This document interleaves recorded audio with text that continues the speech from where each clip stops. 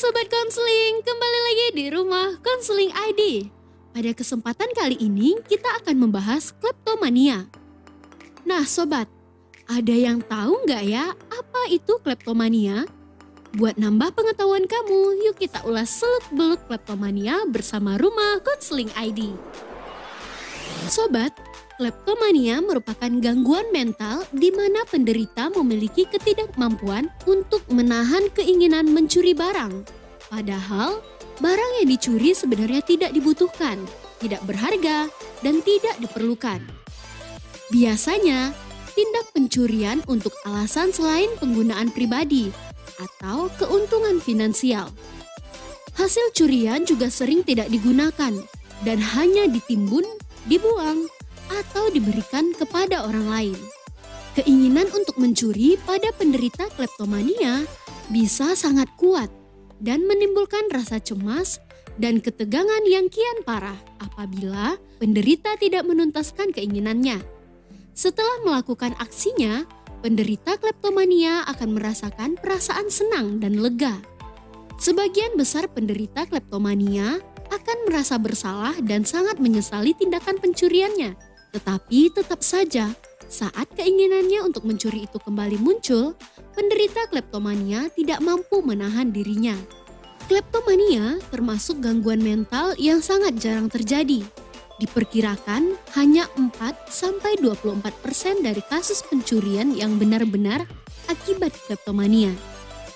Beberapa karakteristik utama dari gangguan tersebut menunjukkan bahwa kleptomania bisa menjadi gangguan spektrum obsesif kompulsif, tetapi juga memiliki kesamaan dengan gangguan kecanduan dan suasana hati.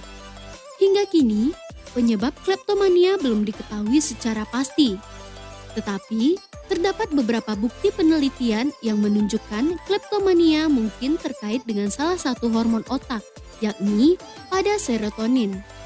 Meskipun penyebab kleptomania tidak diketahui pasti, namun para peneliti menemukan ada faktor-faktor risiko yang meningkatkan perilaku kleptomania.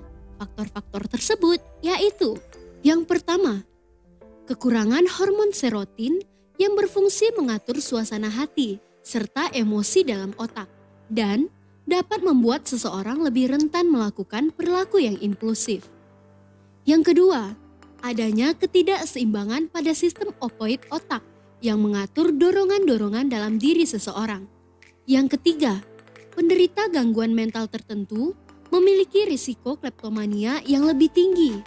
Misalnya, pengidap bipolar, gangguan obsesif kompulsif atau OCD, gangguan kecemasan, serta ketergantungan zat.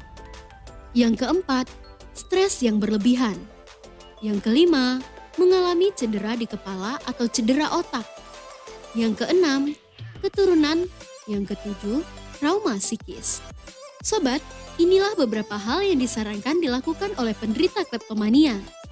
Yang pertama, mencari penyaluran lain terhadap dorongan mencuri yang muncul, seperti misalnya berolahraga. Yang kedua, mengenali hal-hal yang dapat memicu dorongan mencuri. Yang ketiga, lakukan langkah-langkah mengatasi stres seperti meditasi dan teknik relaksasi. Yang keempat, bercerita dengan orang-orang terdekat tentang masalah yang dialami untuk mendapatkan bantuan psikologis. Yang kelima, bergabung dalam komunitas-komunitas khusus kleptomania yang terpercaya agar bisa saling berbagi cerita dan memperoleh dukungan dari orang-orang yang mengalami gangguan serupa. Yang keenam, gunakan obat-obatan seperti antidepresan atau antagonis opoid yang dapat mengurangi dorongan dan kesenangan terkait tindakan mencuri sesuai dengan anjuran dokter.